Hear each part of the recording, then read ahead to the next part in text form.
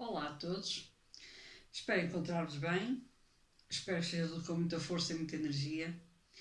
E nós estamos agora na lua de peixe, uma lua de água, uma lua emotiva, mas uma lua também de muitos milagres, como todas, cada qual à sua maneira. Estamos, de acordo com o mundo católico, na fase da Quaresma, que é uma preparação para a Páscoa cristã. O ano passado esta Páscoa não foi comemorada. Os católicos comemoram normalmente a morte e a ressurreição ou ressuscitação de Jesus Cristo, mas há outras comemorações nesta altura do ano e todas elas merecem respeito e todas elas merecem reflexão e todas elas merecem ser levadas em consideração.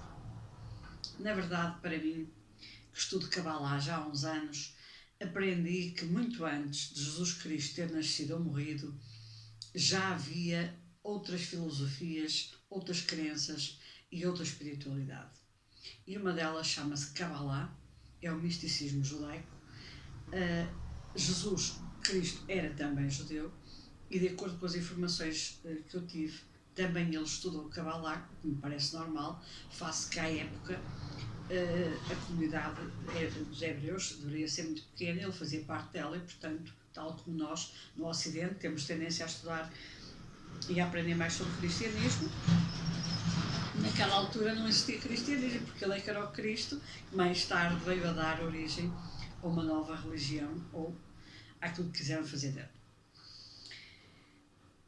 Desde que eu estudo Cabalá, ou seja, o esoterismo judaico, aprendi uma série de ferramentas muito poderosas e muito interessantes que partilho sempre nos meus cursos e nas minhas palestras com todas as pessoas. Uma delas chama-se 72 Nomes de Deus. Quem já fez mesa radiónica comigo, formação ou consulta, ouve constantemente a ser invocados os 72 Nomes de Deus. Mas, na verdade, muitas das pessoas não sabem e pensam que Deus tem mesmo 72 nomes. A Cabalá é um misticismo, uma doutrina, uma filosofia, é um conhecimento. Eu não gosto destas palavras, é um conhecimento, é uma forma de conhecimento ancestral com mais de 4.000 anos, baseado no que está escrito no Antigo Testamento, mas descodificado, porque um dos maiores problemas da humanidade é ler o Antigo e o Novo Testamento à letra literal e, portanto, isso induz em erro e leva-nos a extremismos, da mesma forma que o Alcorão, quando ele é lido à letra, ele leva-nos a um extremismo tremendo. Quem acreditar que aquilo está assim escrito e é assim mesmo, vai acabar por tomar uma atitude extremada relativamente ao resto do mundo. O mesmo se passa também com a Bíblia, seja ela hebraica ou seja ela cristã. Na verdade, tudo está feito de forma em código, tudo está feito de uma forma encriptada e compete-nos a nós, e de acordo com a nossa sabedoria, de acordo com os níveis de consciência que vamos ganhando, começar a traduzir todo esse potencial que está escrito nesses livros sagrados.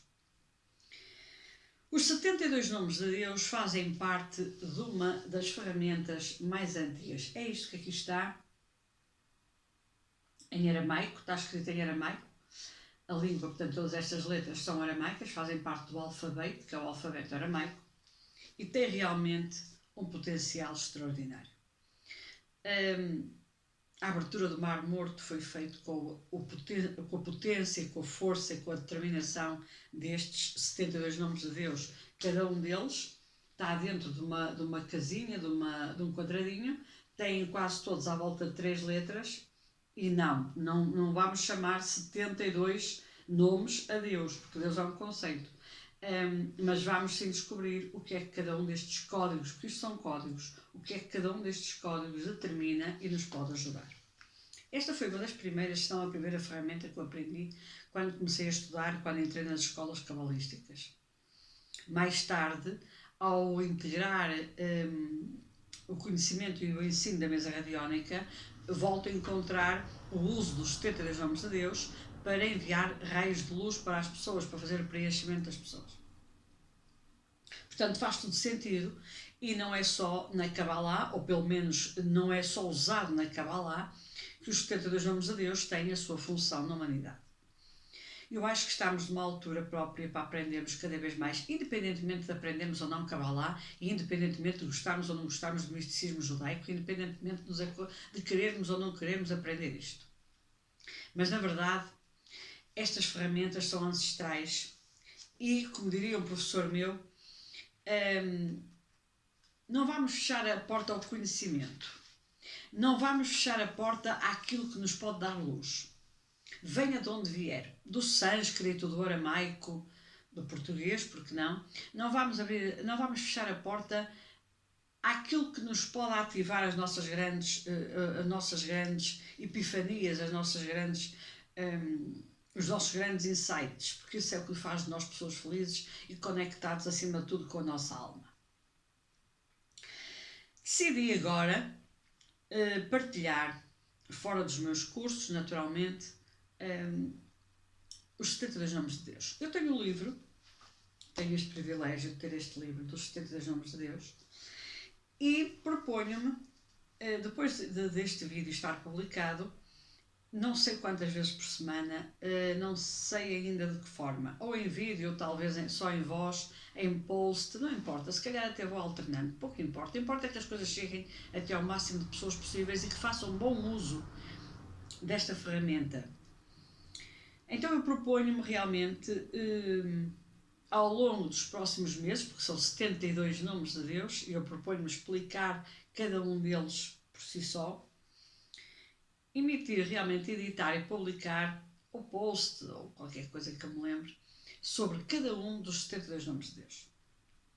Este livro funciona quase como um oráculo, ou seja, eu normalmente fecho o livro, até quando estou em palestras ou em meditações, abro à sorte e a partir dali leio a interpretação que está aqui daquele 72 nomes de Deus e aquilo que ele nos traz para nos fazer meditar, para nos fazer aprender e para nos fazer interiorizar. Quando nós identificamos o nosso egocentrismo e os nossos defeitos e trabalhamos no sentido de os transformar, a chave que nós metemos nessa porta, ela roda e as trancas dos portões abrem-se. E com isso, bênçãos e boa sorte ficam livres para serem despejadas sobre nós. No fundo, está tudo ao nosso alcance. As teorias New Age dizem: pensa e recebe, pensa positivo e recebe positivo. O Life Coach projeta-nos para pensarmos e para objetivarmos coisas na nossa vida para conseguirmos atingir determinados objetivos. Todas as teorias que existem atualmente de autoconhecimento e desenvolvimento pessoal são sempre na tentativa de nós cada vez mais olharmos para dentro de nós e percebermos todo o potencial e todas as competências e qualidades que temos que não estão ainda ao nosso serviço, porque continuamos a acreditar que está tudo nas mãos dos outros e não é verdade. Está tudo nas nossas mãos, está tudo dentro de nós. Os 72 nomes de Deus, e embora as pessoas digam, mas eu não sei aramaico, nem eu, e não precisamos de saber. Porque a letra aramaica não é apenas uma letra. O alfabeto aramaico não é um simples alfabeto, é um código. E é um código de luz que ativa dentro da nossa alma potencialidades infinitas. Não acreditem em nada do que eu digo. Testem. Quando eu partilhar cada um dos 72 nomes de Deus, inclusivamente neste vídeo estará aí ao dispor o quadro dos 72 nomes de Deus completo, olhem para aquele quadro, façam disso um exercício diário. Há apenas um pormenor de classe que é importantíssimo ser dito. O aramaico lê-se da direita para a esquerda. Provavelmente aí no ecrã está ao contrário. Da direita para a esquerda. É ao contrário da nossa leitura. Nós, nos nossos livros em português, ou em inglês, ou francês, ou alemão, lemos da esquerda para a direita. O aramaico lê-se da direita para a esquerda. E não tem nada transcendente nisso. É o facto de ter sido esculpido em pedra e, portanto, daria muito mais jeito nesta posição do que nesta. Peguem no quadro dos 72 nomes de Deus, que nunca deve ser colocado nem em locais onde esteja lixo, nem em locais onde exista uma WC, uma casa de banho, deve sempre ser colocada em locais muito limpos, porque passa a ser um papel, digamos assim, sagrado. Estão lá escritos os 72 nomes de Deus. Mesmo que não acreditem em nada do que eu digo, façam este exercício. Peguem no quadro dos 72 nomes de Deus e todos os dias, de manhã e à noite, passem os olhos pelo quadro completo, meditando apenas para o bem comum, ou para o vosso próprio bem, não é crime. Isto lê-se da direita para a esquerda. Eu presumo que aí esteja ao contrário, mas é da direita para a esquerda, ok? Isto lê-se da direita para a esquerda. E o quadro que irá aparecer aí no vídeo, inclusivamente tem números 1, 2, 3, 4, 5. Basta seguir a numerologia, porque essa realmente é infalível, dado que é igual em qualquer parte do mundo, em qualquer língua. Escaneiem apenas, passem os olhos por essas letras em aramaico dos 72 nomes de Deus e comecem a verificar a quantidade de bênçãos, de insights, de ideias, de criatividade, de luz, muitas vezes de calma, de serenidade, de paz, de harmonia que começa a entrar na nossa vida. Porque é realmente verdade. Depois a escalada é sempre a subir e vamos para aí fora. Mas eu proponho-me partilhar convosco o que são os 72 nomes de Deus. E acima de tudo, o que é cada um desses 72 nomes de Deus. Está dado o tiro de partida. E a partir de hoje eu comprometo-me a publicar 1 ou 2, também acho que 2 é capaz de ser mais, pelo menos 2 posts por semana, de variedíssimas formas, só voz, só imagem e voz, o que for, a explicar o que cada um deles significa. E não vou começar pelo número 1, porque vou usar este livro maravilhoso e vou abrir à sorte, pedindo aos anjos para me dar uma mensagem de luz para aquele dia. E o que é que naquele dia os seres humanos que vão ouvir a minha gravação ou que vão ouvir a minha publicação precisam de ouvir. Tão simples quanto isto. E agora, eu sei que isto vai ficar um bocadinho comprido, mas eu não resisto à tentação de vos ler uma história absolutamente fantástica. E relata assim. E vou mudar de óculos, porque estes realmente são muito bons para ver ao longe, mas péssimos para ver ao pé. O título é O Homem Sábio e os 10 Ladrões. José, o carteiro, vivia numa pequena cidade do interior. Ele e a esposa tinham um único filho chamado David. Quando David completou 7 anos de idade, foi atacado por uma doença misteriosa. A cada dia que passava, o garoto ficava mais fraco. José viajou centenas de quilómetros para consultar inúmeros médicos, mas isso nada adiantou. Clara, a esposa dele, podia ver nos olhos do seu menino que o prazo estava a acabar. Ela podia sentir o anjo da morte a pairar no quarto dele. O pequeno David precisava desesperadamente do milagre. Acontece que naquela cidade morava um velho sábio. Ele não era médico, mas os habitantes locais, portadores de doenças resistentes à cura, costumavam procurá-lo. Corria o boato de que ele conseguia falar com anjos e realizar milagres e maravilhas. A última opção de José foi, portanto, fazer uma visita ao velho sábio. Ao saber da desoladora situação de David, a criança, o sábio ficou muito triste. O pai implorou-lhe que fizesse alguma coisa, uma reza, uma oração ou uma bênção para a criança.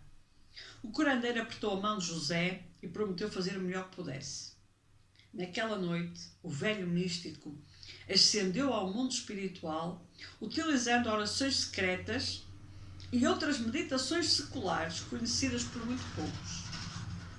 Ao chegar aos portões do céu, ficou abismado. Os portões estavam trancados. O destino daquela criança já estava selado. A noite passou rapidamente e o sol começou a subir no céu, da parte leste, sobre essa singular cidade do interior. José e o velho sábio encontraram-se na porta do correio de manhã cedo. E com tristeza o ancião contou ao carteiro as notícias. Temo que não haja nada que eu possa fazer, disse o sábio. Já foi decretado que os portões do céu permanecem trancados para o teu único filho. José ficou arrasado, as lágrimas começaram a correr pelo seu rosto enquanto implorava ao velho uma nova tentativa. Eu não tenho mais ninguém a quem recorrer, chorava ele. David é o meu único filho e tu a minha única esperança, disse ela ao velho. Sem coragem de negar a ajuda a este homem desolado, o ancião respondeu: não posso prometer nada, mas vou tentar outra vez. Nesse momento, uma ideia estranha ocorreu-lhe. Imediatamente chamou o seu assistente, Tomás, e fez um pedido peculiar. Por favor, vá imediatamente à cidade mais próxima e traga-me 10 criminosos impiedosos. Não traga menos que 10, são necessários 10. O assistente ficou chocado, mas sabia que não devia questionar o homem que falava com os anjos. Encontre ladrões de carteiras, assaltantes, os piores patifes possíveis, acrescentou o ancião, e vá depressa. Tomás foi de carro até à cidade mais próxima e, para sua surpresa, conseguiu, sem demora, reunir 10 ladrões. Ficou muito impressionado ao ver que eles concordaram de bom grado em acompanhá-lo até à casa do mestre. Até mesmo esses vilões já tinham ouvido falar do curandeiro misterioso da cidade vizinha que possuía poderes sobrenaturais. Tomás e o bando sórdido chegaram à casa do místico. O sábio ancião agradeceu-lhes por terem vindo e convidou todos a entrar. Alguns dos mais temíveis criminosos do Estado estavam sentados na sua sala e, com arrogância, contavam uns aos outros as histórias favoritas dos seus delitos. O velho, então, sinalizou para que fizessem silêncio. Alguma coisa nele lhes impunha respeito, porque todos ficaram atentos quando o velho sábio, que realizava milagres e curava doenças terríveis, pediu a cada um deles que o ajudasse no que seria o seu milagre mais difícil de todos. Na manhã seguinte, ao raiar da madrugada, enquanto os galos cantavam, a brisa começava a passar pelas pessoas, o odor adocicado do verão soprava suavemente, José, o carteiro, dançava como um louco pela rua principal, parecendo o homem mais feliz da terra. Um carro parou ao lado de José, o Tomás, o assistente do ancião, estava ao volante, e no banco de trás estava o velho sábio. Meu caro amigo, exclamou ele, pelo seu semblante alegre e os seus pés dançantes, parece que tem boas novas para compartilhar. Eu agradeço-lhe de todo o coração, gritou o carteiro. O meu lindo menino, David, recebeu o milagre da noite para o dia. É como se nunca tivesse estado doente. Neste instante, enquanto conversamos aqui, ele está lá fora a tratar dos animais e fazendo as suas tarefas habituais. Essas notícias são realmente boas, disse o homem que falava com os anjos. Fique bem, meu amigo. E partiu. O assistente dele, Tomás, ficou intrigado. Voltou-se para o mentor e perguntou: como é possível isto? O senhor é um curandeiro talentoso, mas esses homens que o lhe trouxe ontem eram assaltantes, arrombadores de cofres, delinquentes. Eram ladrões. Porquê que convocou cidadãos destes e não os cidadãos tementes a Deus, gente honrada? Porquê que o senhor, sendo um curandeiro tão forte, rezou com figuras tão sombrias? O nobre e bondoso sábio respondeu: quando rezei na primeira noite pelo nosso amigo e pelo seu único filho, vi que os portões do céu estavam trancados. Não havia nada que eu pudesse fazer. O coração do pobre homem estava partido. Como é que eu lhe poderia recusar ajuda quando ele implorou para que eu tentasse novamente? Então eu tive o mesmo pensamento. E por isso eu lhe pedi para trazer cá a casa esse grupo de vilões, de gatunos. E aí, na noite passada, rezei novamente, mas os portões do céu continuavam trancados. Tomás, confuso, perguntou: o que é que aconteceu? Então se curou o filho de José e os portões continuavam trancados? O místico abriu então um sorriso de sabedoria e disse: ah, mas desta vez eu tinha um bando de ladrões para me ajudar. Tomás, um bom ladrão sabe tudo sobre arrombar e invadir. Eles roubaram os cadeados, aqueles criminosos invadiram o céu. E foi assim que as minhas orações puderam penetrar no santuário celeste. O carro prosseguiu pela cidade que o sábio chamava de lar. Ainda era cedo. As ruas ganhavam vida. Se soubessem onde procurar, teriam todos visto um grupo de criminosos profissionais, misturado no meio de cidadãos honestos, de repente parar e discretamente inclinar a cabeça para o carro do curandeiro enquanto ele passava. Nós muitas vezes precisamos realmente de ladrões para arrombar os nossos portões da terra e mão. Esta história é simples. Na verdade, é uma profunda metáfora que contém a melhor fórmula do mundo para que todas as nossas orações sejam respondidas. E a fórmula é esta. O místico, nesta história, simboliza a nossa alma, todos os nossos traços positivos de caráter. Os ladrões representam todos os nossos traços negativos e egocêntricos. Afinal, de alguma forma, somos todos ladrões. A nossa natureza boa e amabilidade não despertarão as respostas para as nossas orações. Mais provável é que nossos atributos malignos e desonestos nos tragam as chaves mestras para o céu. Isto porque, ao identificarmos o nosso egocentrismo e os nossos defeitos e trabalharmos para os transformar, a chave roda na fechadura e as trancas dos portões abrem-se. Bênçãos e boa sorte serão libertadas para serem despejadas sobre nós. Esta é a história deste sábio e dos 10 ladrões. E esta é a nossa história também. Este é o início daquilo que eu me proponho partilhar, de todos os milagres e de toda a potencialidade do que são os 72 nomes de Deus. Até breve. Voltarei com mais informações, voltarei com mais partilhas. O meu nome é Manuela Tavares, sou mentora do projeto Terapias Melhor Holística e encontras tudo sobre mim em www.terapiasmelhorholistica.com. Procura-me se assim o desejares. Um grande abraço de luz. Até breve.